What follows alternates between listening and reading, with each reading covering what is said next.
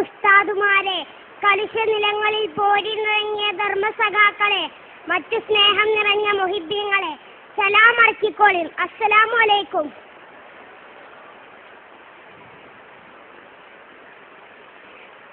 കുറച്ച് ലേറ്റായിട്ടാണെങ്കിലും നമ്മളെ സാഹിത്യോത്സവിന്റെ വേദിയിലാണ് ഞാനും നിങ്ങളും.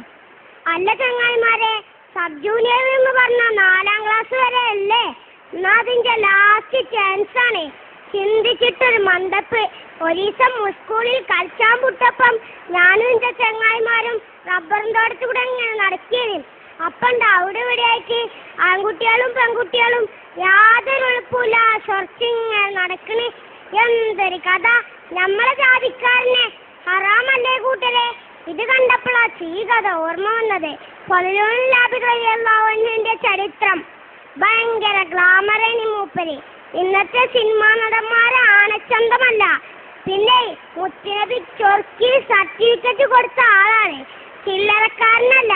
അതുകൊണ്ട് തന്നെ സ്വഹാബി കുടുങ്ങി. എവിടേക്കിറങ്ങിയാലും മൂപ്പരെ ഒളിഞ്ഞു നോക്കാൻ നല്ല ചൊർക്കുള്ള പെൺകുട്ടികള്. മൂപ്പർക്കാണെങ്കിൽ ദുന്യാവില് യാതൊരു കമ്പമല്ല. മദീനത്ത് വലിയൊരു സമ്പന്നന്റെ മോളുണ്ടേനി, ജാരിയാന്നാ തോന്നുന്ന പേരും ചൊർക്കേനി. ലോഡ് കണക്കിന് മഹറേറ്റ് കൊറേ സുന്ദരന്മാർ ഓളെ കെട്ടാൻ വന്നിക്കണേ. ഓൾക്കാർക്കും മോളെ കിട്ടിയിട്ടില്ല. കാരണം എന്താ അറിയോ?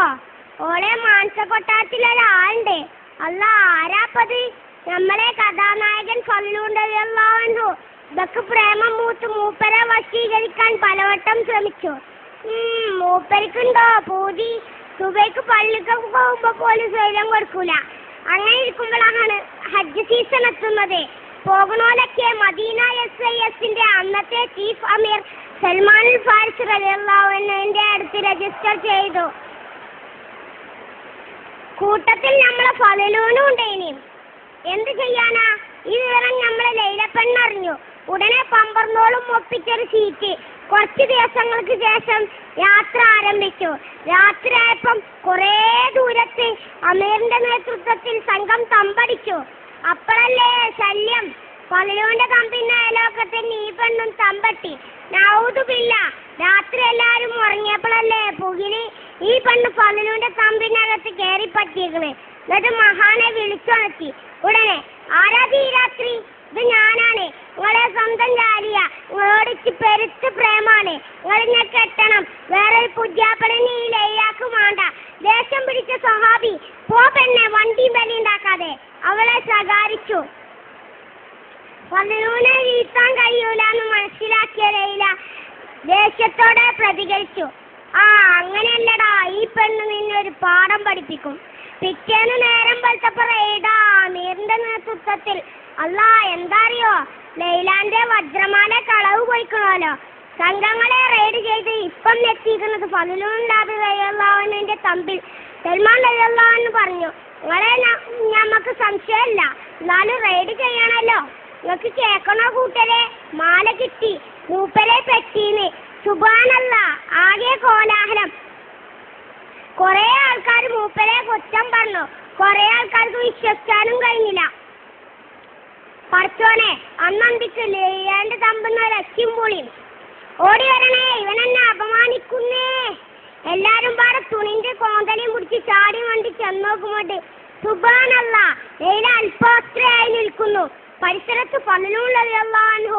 ജനം വാമായി പിടിച്ചു കെട്ടലായി കള്ളശേഖനെ. കണ്ടാ ഭയങ്കര സൂപ്യ. 2 മഹാകുറ്റങ്ങളായി ഇവൻ ചെയ്തു കൂട്ടിയെ. സുബ്ഹാനല്ലാഹ്, ആകെ കോലാഹലം. എന്ത് ചെയ്യും? സൽമാൻ റളിയല്ലാഹു അൻഹു ആകെ കൊയങ്ങി.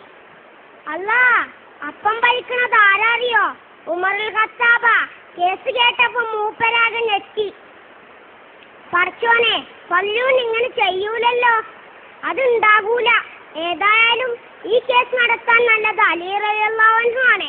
അങ്ങനെ കേസ് അലി റളിയല്ലാഹു അൻഹുവിന്റെ അടുത്ത്. അപ്പൊ തന്നെ ലൈലിയോൾ അടിമി വറക്കാൻ തുടങ്ങിയിരിക്കണേ. അലി റളിയല്ലാഹു അൻഹു ചോദ്യം തുടങ്ങി ലൈലാനോട്. ഇതൊക്കെ ഉണ്ടായോ? അതെ. മാല എവിടെയാണ്? എന്റെ പെട്ടിയില്. അതെന്താ അണിയാഞ്ഞു? ഒന്നുമില്ല. പിറ്റേന്ന് ബലാത്കാരത്തിന് ശ്രമിച്ചയാൾക്കും മാല എടുക്കാൻ വന്നപ്പോ അതിന് കഴിയൂലേനോ? എന്താ അറിയില്ല. ഫളിലുവിനോട് ഇതൊക്കെ ഉണ്ടായോ? അതെ, ഞാനൊരു തെറ്റും ചെയ്തിട്ടില്ല. പിന്നെ എങ്ങനെ നിങ്ങൾ ലൈലയുടെ തമ്പിൽ? അല്ലാഹു ആലം. എന്ത് ചെയ്യും റബ്ബേ എങ്ങനെയായാലേ. ഉടനെ അലി റളിയല്ലാഹു അൻഹു ലൈലാന്റെ അടിമനെ വിളിച്ചു. ഇവനാണെങ്കിൽ കിടുകിടാ വിറക്കുണ്ട് ട്ടോ. പറയടാ, എന്തുണ്ടായി? പറയാമേ, എന്റെ യജമാനത്തി പറഞ്ഞത് കളവാണ്. ആദ്യത്തെ ദിവസം യജമാനത്തി ആ തമ്പിൽ പോയിരുന്നു. മാല കഴുത്തിൽ തന്നെയായിരുന്നു അണിഞ്ഞിരുന്നത്. രണ്ടാമത്തെ ദിവസം ഫലൂനെ ഒരു പൊടി തന്നു അതുകൊണ്ട് മയക്കിക്കൊണ്ടുവരാൻ യജമാനത്തി എന്നോട് പറഞ്ഞു. ഞാനങ്ങനെ ചെയ്തു. ശേഷം എന്തോ മണപ്പിച്ചു. അപ്പോൾ സഹാബിക്ക് വെളിവ് കിട്ടി. കിട്ടിയ ശേഷം യജമാനത്തി ബഹളമുണ്ടാക്കി.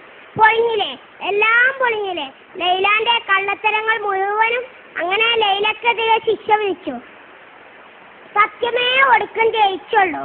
അതാണ് എപ്പോഴും സത്യസന്ധരാകാന്ന് പറയണേ.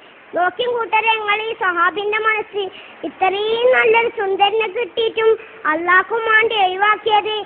നമ്മളൊക്കെ ആണെങ്കിൽ ചാടി പൂണോളും. അള്ളാഹു അവരുടെ കൂടെ നമ്മെ സ്വർഗത്തിൽ ഒരുമിച്ച് കൂട്ടട്ടെ. ആമീൻ. നേരം കുറേയായി.